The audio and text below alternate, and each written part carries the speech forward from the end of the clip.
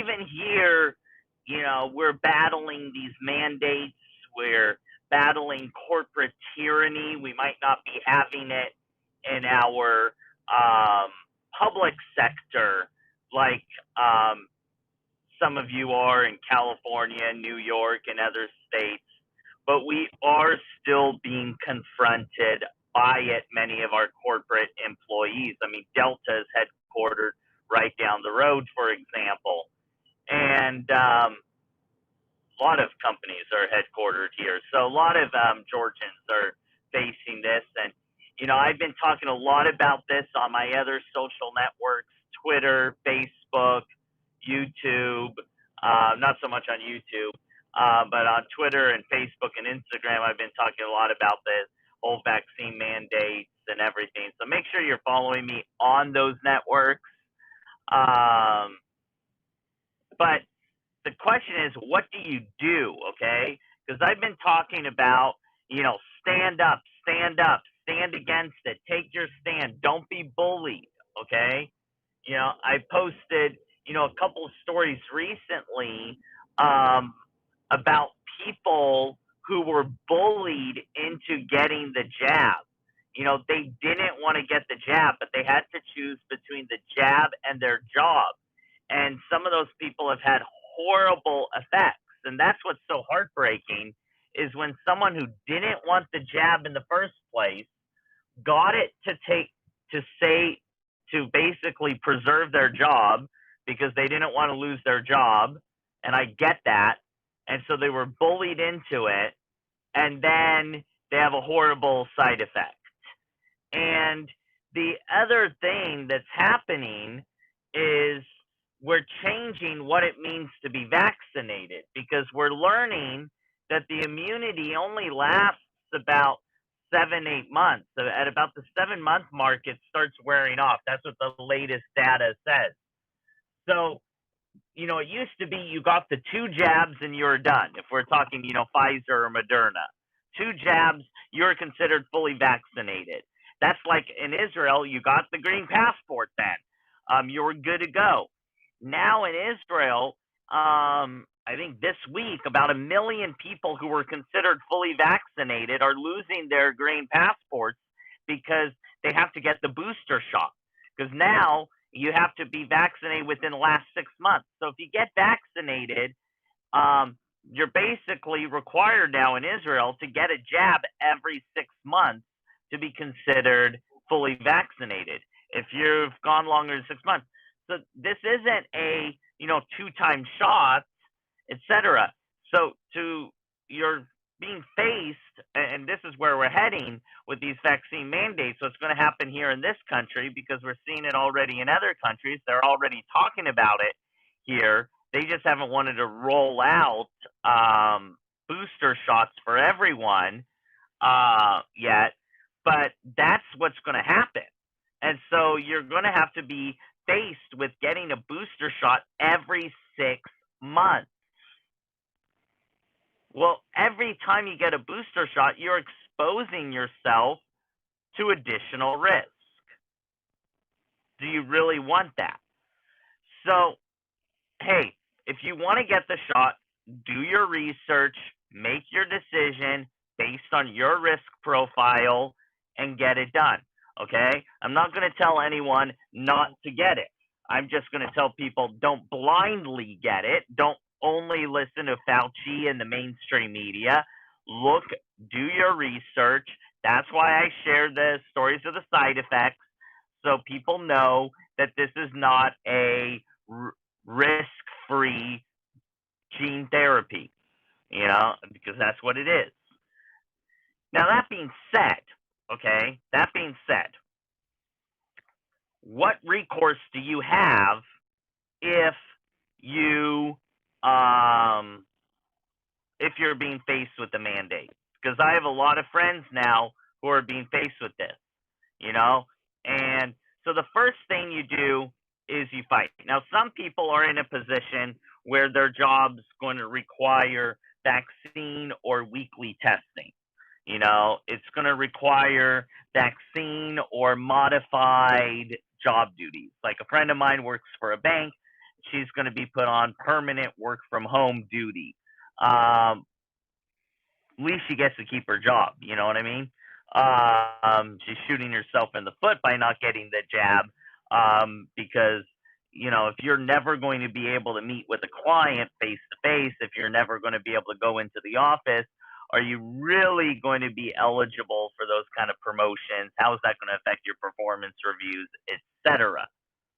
Okay, but that's what we're seeing with some people. Other people, it's jab or job. So what recourse? Well, the first thing is to try to get an exemption. Okay, if it's a thing like some where it's like jab or weekly testing, so you just have to get weekly tested. Now they're making it more painful because some of them are making you pay for the testing, or they're fining you by making you pay more for your medical treatment, which is crazy. Because yes, I get it. If I understand, if you get COVID, it's going to cost the insurance company a lot. But if you get a side effect from the jab, it's going to cost the insurance company a lot more than a COVID case. I mean, most COVID cases don't end up in the hospital, and even then, a hospitalization from COVID is, probably, $50,000 to $100,000 in the ICU, as opposed to myocarditis. Go figure. But that being said, so try to get. So if you're able to do the weekly testing, wear the mask, etc., go along with it. Maybe maybe start looking for another job, and I'm going to get to that part in a minute here.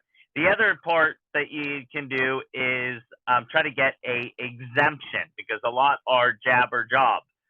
So there's a few different exemptions. One's a medical exemption. That can be kind of hard to find, hard to get, because usually the only medical exemptions they're taking is if you had a bad reaction to another vaccine. But that will help people who had a bad reaction to another vaccine, and they can get out of this one.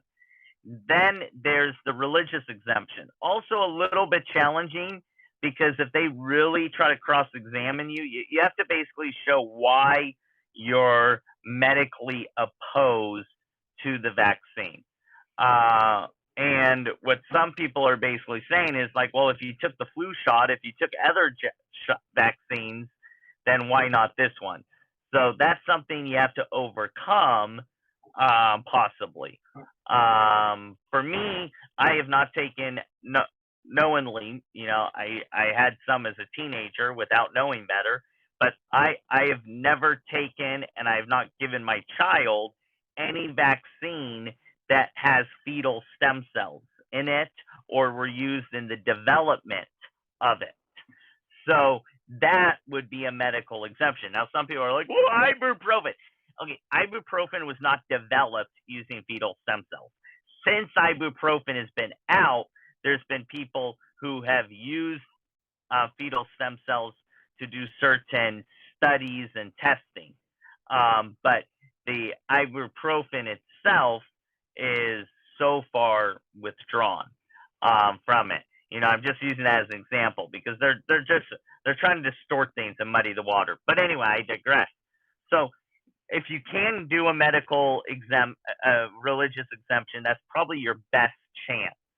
Now, if you get turned down for an exemption and it's a jab or job, let them fire you. Okay, don't quit. Let them fire you. Okay, make them fire you, because that's going to be quantifiable. If you quit, they're going to blame it on other things and their statistics and reporting. Corporations look at the data. Okay, so make them fire you over it, because they're going to see how many people. I was just listening to Bloomberg Radio, and they're like, these vaccine mandates are really upping the vaccine acceptance among employees. I mean, this company went from X amount up to 95% of their employees being vaccinated. This is having a real positive effect. Still 5% of their employees are not getting vaccinated, even though their job is on the line. That says something. People aren't talking about that.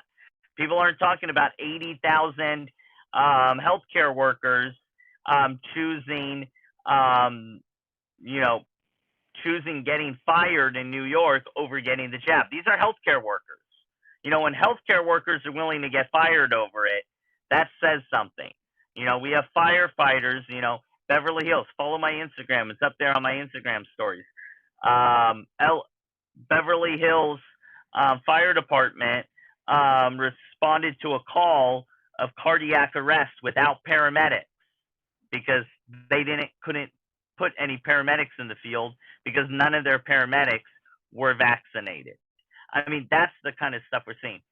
So that's how you fight it. Now, what happens when you try to fight it and you're fired? Okay, there's lots of people being fired across the country. So there's a few different options, and I've been there because I was fired from my job for standing up for what is right earlier this year. So the first thing that you can do is try to look for another job. Try to find another job in your same industry. Now, for some people, that's going to be hard. Like if you're a New York healthcare worker, you're not going to be able to find another healthcare job in New York because of the mandates. So what are you going to do? Are you going to have to move out of the state? Well, that might be a possibility. There's healthcare systems in this country that are not mandating the vaccine, at least not yet. So, especially if you have a good resume, that is definitely an option. Look for another job in your field. Maybe it's looking for a more creative job. For instance, teachers, there's some teachers who are being let go, and so they're getting tutoring jobs. And there's families and who are, fed up with the school system. So you'll have like 5 families pooling together and hiring a teacher. It's like a private one-room schoolhouse. And, they're chipping in together. The teacher's making like more money than they were before in some cases. And the parents are relieved because their kids don't have to go through the COVID theater pandemic nightmare, and they have better control over what is being taught to their kids because they can hire a teacher who is ideologically aligned. So you can get creative like that. Get consulting jobs, get independent contractor jobs, etc. The other thing is launch your own business. This is what I'm doing. And so I'm going to be doing a video announcement within the next day or two, kind of unveiling my new business. But basically, I bought a franchise. And you can buy franchises relatively cheap. You get a cookbook, so to speak, of how to run that franchise. They give you the systems, etc. And not all of it. I always thought of franchises as retail or restaurants, okay? So, but not every franchise is a fitness gym or a pizza place or a Subway restaurant, okay? I mean, most restaurant franchises are going to cost between $500 to $1 million to open up and startup capital. But there's other franchises that are service-based franchises, and they'll help you with the marketing. They'll train you. You don't need any experience in that field, but that require very little startup capital. I'm talking 100, 150,000. Okay, and I mean, I looked at all sorts of different franchise concepts. So I looked at a lot of home service things, things like garage doors. There's taking care of old people franchises. There's estate sales and there's consultants that will help guide you through that process. So if you're seriously thinking about that, have me reach out to me, email me, private message me, and I can put you in contact with the guy that I worked with who helped me through the process. Now it's like, okay, you don't have $150,000 laying around. Okay, I didn't. Well, there's different ways you can finance it. One of the things that you can finance it with is an SBA loan. Okay, so there's of course criteria for that, but you can finance it with an SBA loan, and you can borrow most of the money for that startup business. The other thing that you can do is a 401k rollover. So a lot of us who are being fired have 401ks. Well, you can roll over your 401k into your business and use it for startup capital. There's a way to do that without any tax penalties.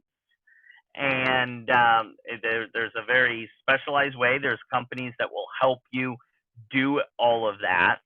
But that is a way that a lot of people who are getting these franchises are people leaving corporate America after working in corporate America for 20, 30 years and are now looking for a second career, something that will give them freedom, something where they can't get fired, something where they can carve out a better lifestyle for themselves and their family.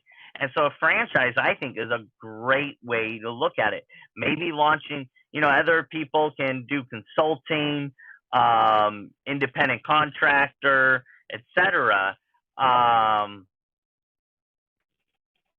If you're a nurse, you might be able to find private nursing jobs, etc.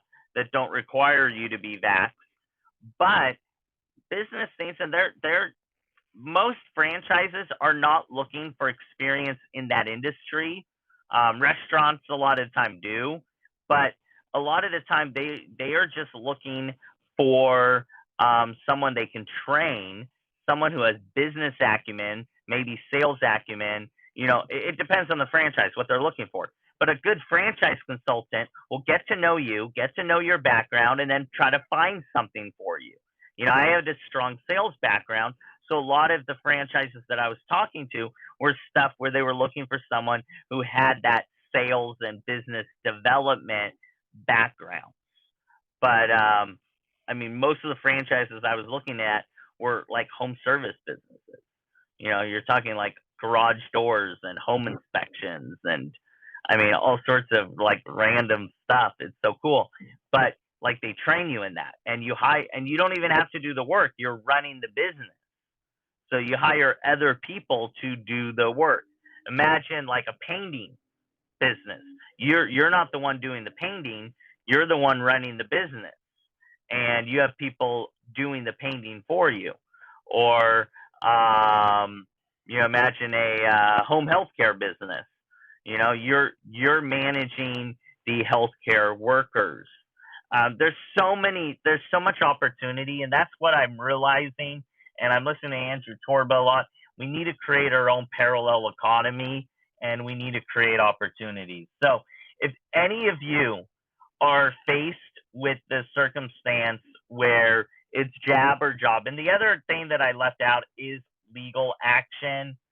There are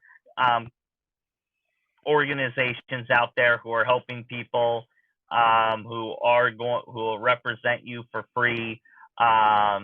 And hopefully help you stand up for your rights and get your mandate, get your exemptions approved, etc. So if you're in this kind of situation, reach out to me. Feel free to reach out to me. If you need any help, if you need any resources, I can point you to that. Also, if you're looking to relocate to Georgia and you want a job, reach out to me too, because I'm hiring. And there's a lot of patriots throughout the country who are hiring. So definitely reach out to me. I'm not going to be able to hire everyone, and I might not be a good fit, but reach out to me. And there are, no vax mandate job boards now to help you find jobs. So reach out to me if you're in that kind of situation. But hopefully this video helped you. Hopefully it gave you a few ideas. Hopefully it encouraged you. Together we're going to weather this storm. We really are. And God bless all of you. Make sure you're following me on all of the networks because I could be shut down on one of them anytime now. I'm on thin ice on YouTube right now. Instagram got all angry at me, and fortunately they didn't shadow ban me this time. But follow me on Facebook, Twitter, Instagram, Parler, Gab. I'm going to be doing more on Gab, YouTube, and here on Haps as well. God bless all of you. Have a wonderful, wonderful rest of your day. And together,